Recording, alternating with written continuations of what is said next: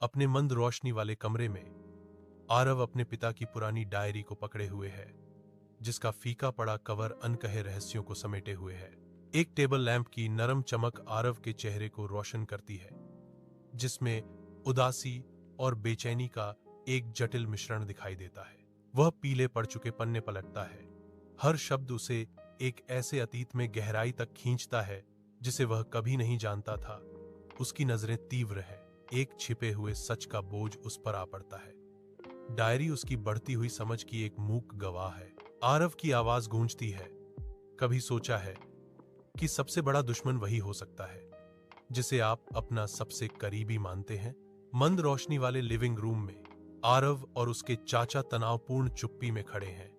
हवा अनकहे शब्दों से भरी हुई है। चाचा के होठों पर एक अजीब, बेचैन करने वाली मुस्कान है, जो भारी माहौल के विपरीत एक भयावह विरोधाभास है।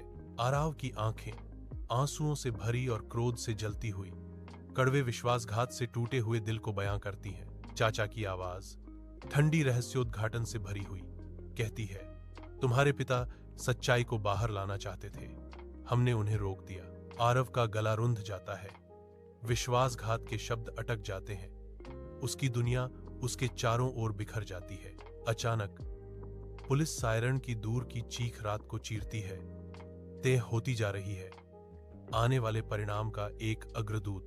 पुलिस की गाड़ियां आती हैं। उनकी चमकती रोशनी रात को चीरती हुई घर पर गहरी परछाइयां डालती हैं। अधिकारी वाहनों से बाहर निकलते हैं। उनकी तत्परता भरी हरकतें शांत अंधेरे के बिल्कुल विपरीत हैं। आरव, उसके हाथ कांप रहे थे।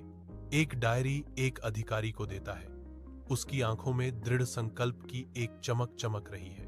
पुलिस अंकल को ले जाती है। उनका चेहरा अवज्ञा का एक मुखौटा है। 20 साल की साजिश का बोझ अपने अंत के करीब है। जैसे ही वह आरव के पास से गुजरता है, चाचा फुसफुसाते हैं, यह कहानी अभी खत्म नहीं हुई है। उसके शब्द एक भयावह धमकी जैसे लगते हैं।